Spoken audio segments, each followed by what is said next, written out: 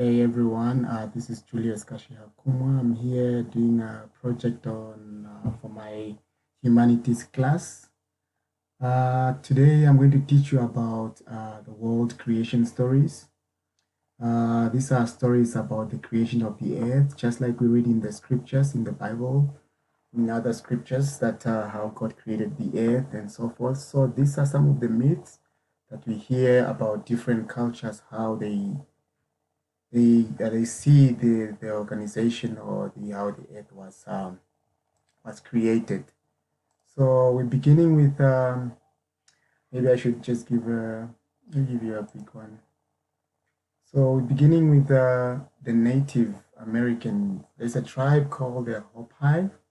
This Native American tribe. Currently, the majority of these people they live in the state of Arizona, in the United States. They are the descendants of one Pueblo, a Native American that lived many centuries ago, to be specific, in the 16th century.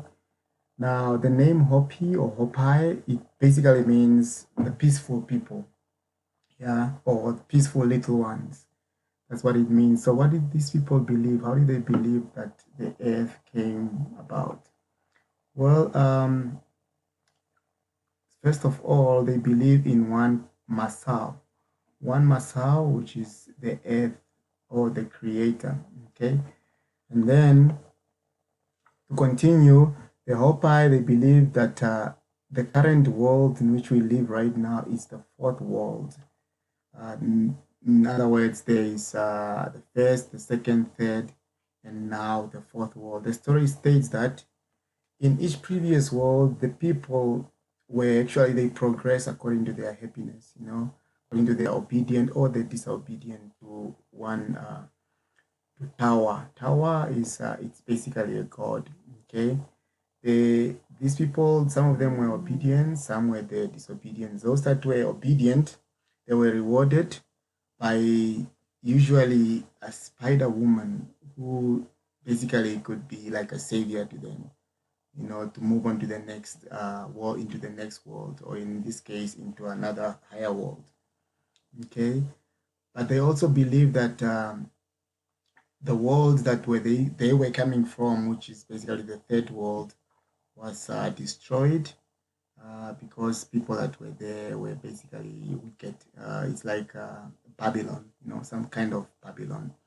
So we could say that the new world or the fourth world that we currently living according to the Hopi people was made out of chaos. Okay, it was made out of chaos. Now, after coming into the fourth world, they emerge from the earth through a certain sipapu. Sipapu is like it's like an entrance, them coming into the new world. Then the spider woman, who's basically their savior, I could say, um, apparently she allowed reed or a bamboo to grow into the sky, and then that bamboo it merged into the fourth world through the sipapu, which is like an opening. So the people they climbed through that reed into this world, and then currently in the world today, that papu people think the myth is that it's somewhere in the Grand Canyon. So this spider woman or this spider grandmother can take the shape of an old woman or shape of a common spider. Sometimes you'll see some of the symbol of the Hopi natives. It's a spider. So when she's in her spider shape, she lives underground or in a hole.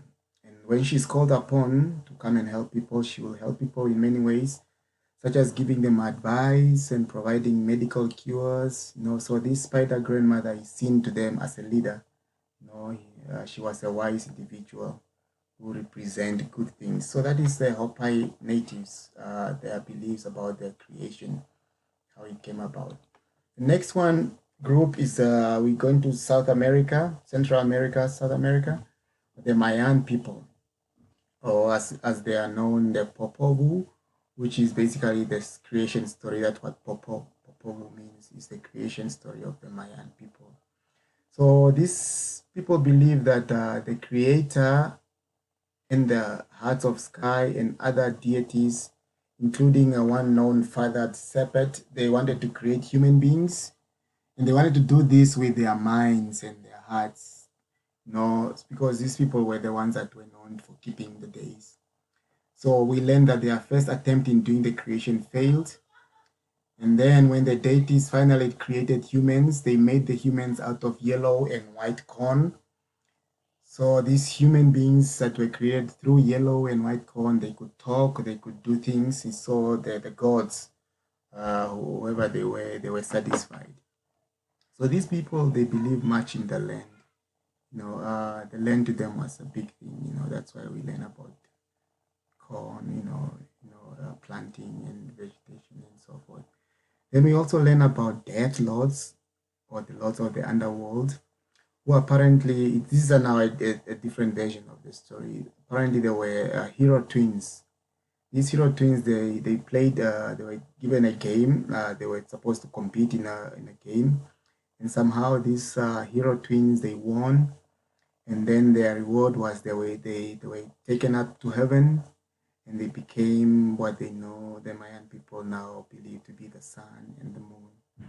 So through their actions, the hero twins prepared the way for the planting of corn, for human beings to live on earth, and for the fourth creation of the Maya people. So you could see the painting on the background is basically about the land and how they work in the land, and planting corn and so forth. So to them, the sun and the moon and the corn, it's a big thing in the Mayan culture.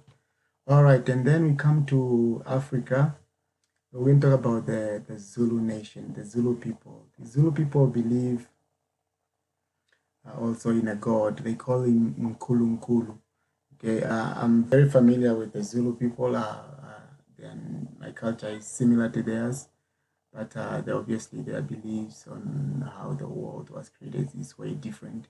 So long ago, before men, animals, or anything, there was darkness. They believed there was this darkness upon the face of the earth.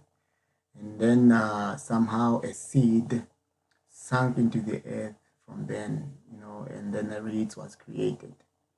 So this reed, they call it Mklanga. Mklanga basically means where everything comes from, the source of all things. So slowly this reed grew into a man. This man, they call him Nkulunkulu. Nkulunkulu basically means the first man, or the creator of all things, in other words, God. So this Nkulunkulu grew very big and heavy. And finally, when he was big and grown and that he couldn't grow, he broke down and he fell off, from the reed, and he fell on the earth. So as he strolled up and down the earth, he saw other reeds growing, and then before they could fall by themselves, he cut them off. Okay, he broke them off. And the first two that he broke off was the first men and the first women. There were other people that were broken off from the reed, the medicine men, and all that they had dreamed for. He also pulled off the cattle, the animals, the fish, the birds from the reed. That's how he created all the creatures. Kulunkulu also made streams, he made mountains, rivers, and valleys. He also created somehow the rain. The sun and the moon was also part of Kulunkulu's creation. So everything that we see around us today, the Zulu people believes Baba wetu Nkulunkulu is the one who somehow brought these things into existence. So basically everything came from Mklanga, which is the source of all things.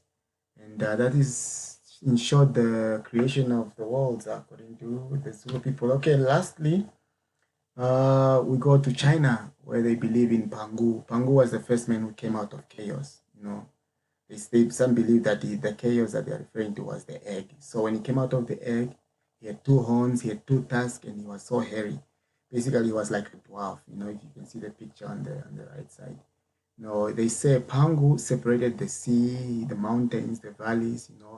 He said because of his knowledge that he had, he believed in the principle of duality, for all things, that everything is dual things. He had so much knowledge. Pangu was apparently somehow he died, and his corpse, or his body, was basically where everything came from. He says his eyes became the sun and the moon. Apparently, his blood formed rivers, his hair grew into trees and plants, his sweat turned into rivers and became soil. So the human race, according to the Chinese people, believe that came from Pangu. So everything around them evolves Pangu. That's why you see that's the Chinese yin yang symbol. No, it's symbolic of one great Pangu. All right, so that's basically it, and here's my references. I hope you guys learned something as I did, and I'll see you.